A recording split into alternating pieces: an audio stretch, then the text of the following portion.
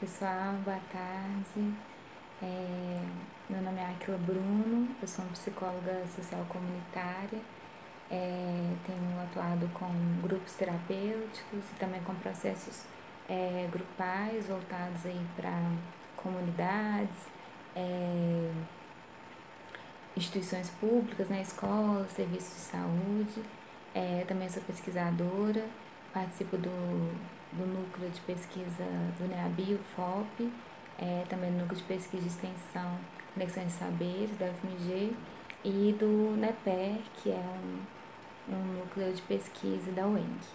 E dentro desses percursos, né, eu tenho buscado compreender e aprender também sobre a educação para as relações étnico-raciais no campo da educação, mas também nos espaços não formais aí, que produzem a formação da nossa população.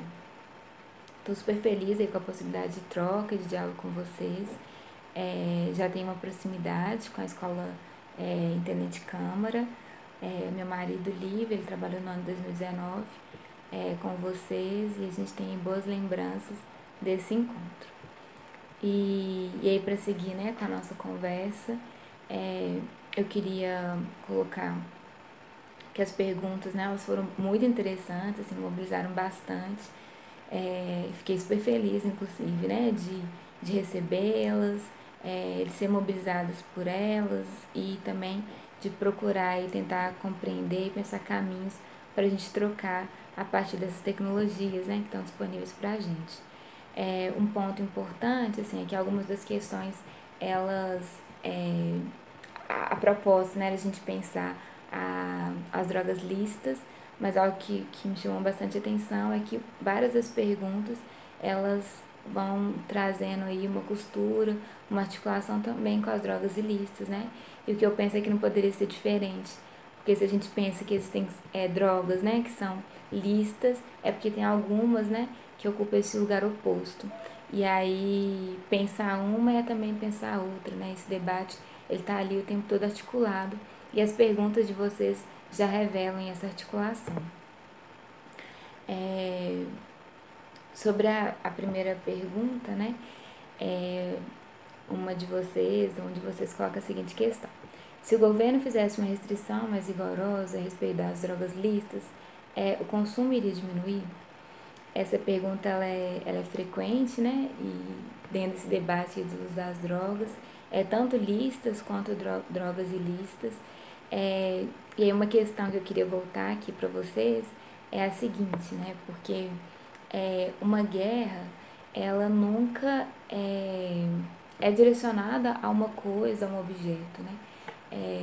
Tem uma escritora, Maria Lúcia Karen, ela fala que não fazemos guerra contra coisas, mas sim contra pessoas. Então, a gente sabe, né, que essas ações de restrição mais rigorosas, elas já são realizadas pelo Estado, né? Existem várias políticas públicas que eu nomeio como higienistas, que têm pensado aí esse enfrentamento, esse combate, né, às drogas, mas essas ações, elas geralmente, elas têm um único alvo, né? Já que as guerras são contra pessoas.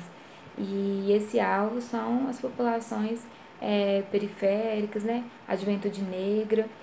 E esse ponto ele tem que ser colocado. Essas restrições rigorosas, né? Elas são direcionadas a quem, né? E elas querem diminuir o quê? Né? Elas querem diminuir a presença desses corpos, né? Nos espaços públicos, produzindo, por exemplo, a, a morte, o encarceramento dessa população, né? Quais são os efeitos aí dessas restrições mais rigorosas e o que de fato ela busca, né? Ela busca reduzir o consumo ou o silenciamento de algumas trajetórias. E um outro ponto importante sobre essa questão é que muitas vezes, né, essas ações e práticas, né, eu vou usar o termo que foi colocado aqui, essas ações que visam a restrição mais rigorosa do uso das drogas lícitas e ilícitas, elas são pautadas em ações que visam, né, produzir medo, pautadas em perspectivas morais, religiosas, e, e é importante também, né, a gente pensar esse debate, né, e articular esse debate a ações que visem também pensar e refletir junto com o sujeito sobre estilo de vida, sobre qualidade de vida, sobre orientações, né, necessárias para lidar aí com essas substâncias que convivem aí com a gente, né, no nosso cotidiano, e para além de pensar ações que visem produzir o medo ou reafirmar perspectivas morais dentro do espaço, né, público, dentro das cidades. A gente já sabe, inclusive várias pesquisas já mostram que essas perspectivas são pouco produtivas, né, produzem resultados pequenos aí pro enfrentamento ao abuso, né, das drogas. A outra pergunta é como que o funk ajuda na popularização das drogas. Essa pergunta eu também achei muito potente, assim, muito interessante, porque ela traz essa relação, né, do funk com a questão das drogas. E um ponto curioso, né, para a gente poder pensar, é que o funk ele é uma expressão cultural, né, e artística que permeia a realidade da juventude periférica.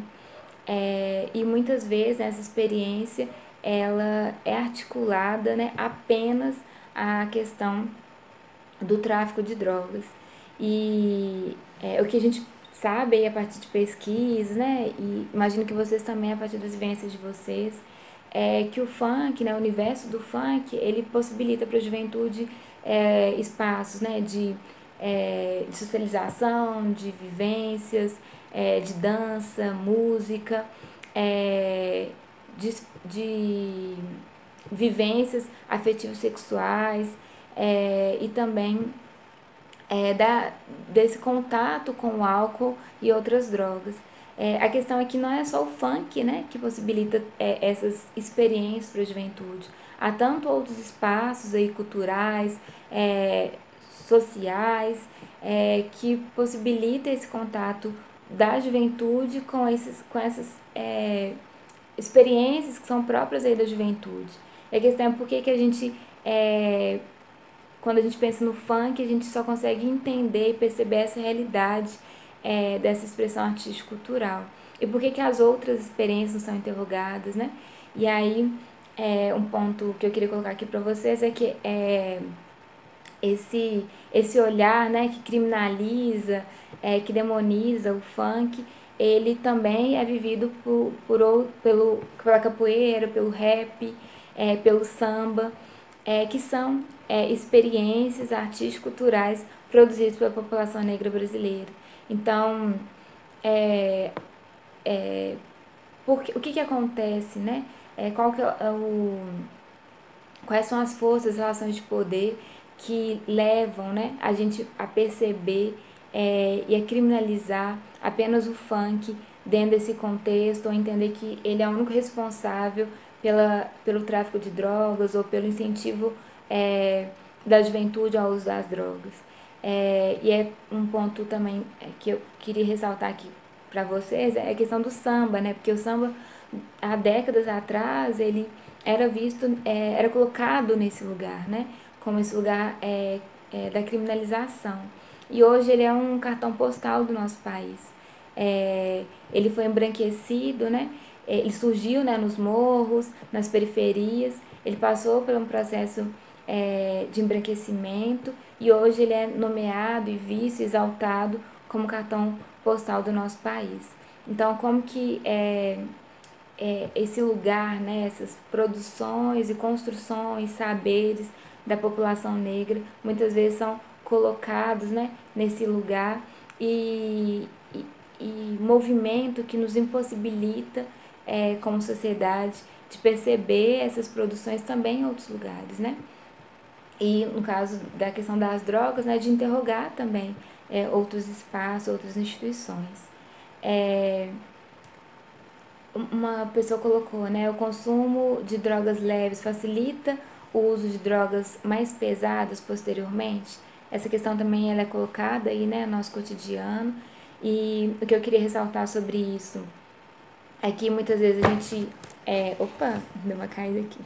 É que a gente relaciona, né, a questão é, das drogas, do uso, né, desse processo de uso de uma droga lícita para uma droga ilícita, para uma droga ilícita mais leve, para uma droga mais pesada, apenas a substância. E a gente deixa de pensar também o sujeito que usa essa substância, né? Qual que é a história desse sujeito, quais foram as vivências, experiências que marcam o percurso de construção da subjetividade desse sujeito, né? E um outro elemento também que a gente muitas vezes não considera é o meio em que esse sujeito vive, né? Então, quando a gente pensa essa passagem de uma droga mais leve para uma mais pesada, uma droga lícita para uma droga ilícita, a gente tem que considerar também esses outros fatores, né? Essa passagem, ela se dá e ela ocorre, né? Mobilizado também pela história desse sujeito, né, pelas questões que ele vivenciou e também por esse ambiente, né, que pode ser um ambiente protetivo, mas também ele pode ser um ambiente que mobiliza riscos. Então, esses lugares, eles precisam ser escutados, acolhidos, percebidos, interrogados, para a gente poder pensar ações de cuidado aí para esses sujeitos. E por fim, essa é a última pergunta que eu queria colocar, né, das que chegaram até mim, é a seguinte: como sabemos que alguém está consumindo drogas em alta quantidade e como ajudar? Essa pergunta ela é muito importante, né, principalmente pensando. Vocês viram que eu achei todas importantes, né? Mas essa questão eu entendo que ela tem uma delicadeza, né, importante, porque nesse momento que vocês, né, enquanto adolescentes, juventude, estão vivendo aí todas essas dores, né, causadas pelo isolamento social, muitas vezes a impossibilidade de trabalhar, de conseguir um trabalho, as impossibilidades talvez de poder pensar o acesso ao ensino superior, é, além disso, né, a impossibilidade de encontrar os amigos, seja em festas, nos espaços religiosos, né, nos espaços que vocês circulam, tá tudo tão limitado, né, para todos nós e também para vocês. Eu entendo que diante de tanta mudança, né, produzida pela pandemia, muitas vezes os quadros de ansiedade, depressão, eles acabam aumentando, né, e uma das saídas, assim, que, é, que muitos, né, utilizam é o uso das drogas lícitas, que sejam o acesso a medicação, né, ansiolíticos, antidepressivos, mas também a drogas ilícitas, né? E aí como perceber que um colega, uma pessoa que está ali perto, ela está fazendo esse uso abusivo e como que eu posso ajudar? O que eu entendo, né, que a gente precisa pensar é, que esse cuidado, né, esse processo é, de acolhimento, ele se dá muitas vezes pautado no movimento de escuta, né? E a questão que eu trago é a gente, diante de todo esse lugar, né, de invisibilidade, silenciamento, que é produzido em torno da droga, né, das pessoas que fazem uso dessas substâncias, a gente dá conta, né, de escutar e de acolher esse sujeito, a gente dá conta de perceber a possibilidade de cuidado, para além, né, das expectativas que a gente cria sobre esse sujeito. E eu penso que esse talvez seja um caminho interessante, assim, né?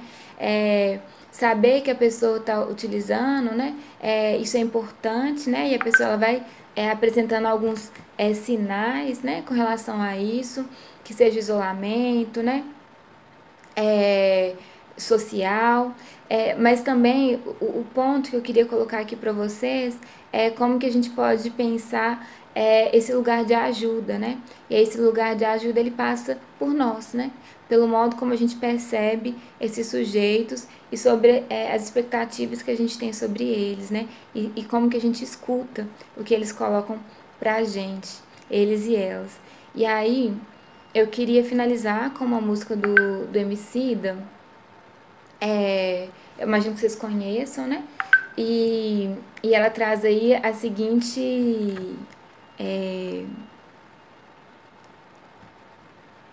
é, ela fala o seguinte: Permita que eu fale, não as minhas cicatrizes. Elas são coadjuvantes, não melhor figurantes.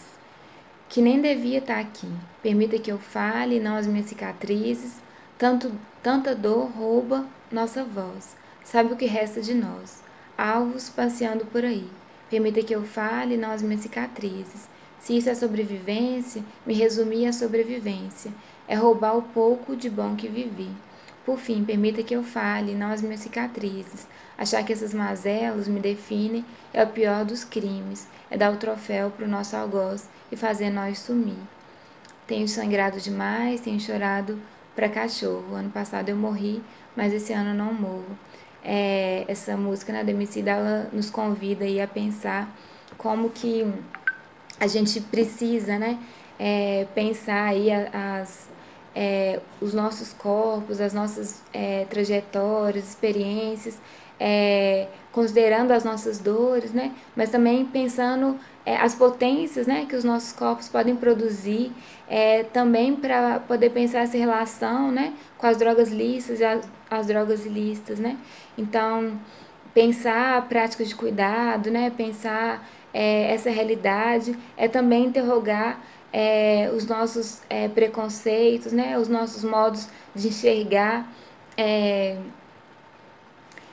essas vivências, para que a gente dê conta, né, de perceber a potência, né, que esses sujeitos carregam, construíram e que a gente pode acolher no sentido de produzir e de promover cuidado. Bom, então é isso. Queria agradecer muito aí a troca, a conversa, as perguntas. Espero que a gente tenha outras oportunidades. Eu vou compartilhar com a Flávia alguns vídeos aí também para poder contribuir com as outras perguntas, né, que eu não consegui responder em função do tempo. Mas é isso. Obrigada. Um beijo para todas e todos.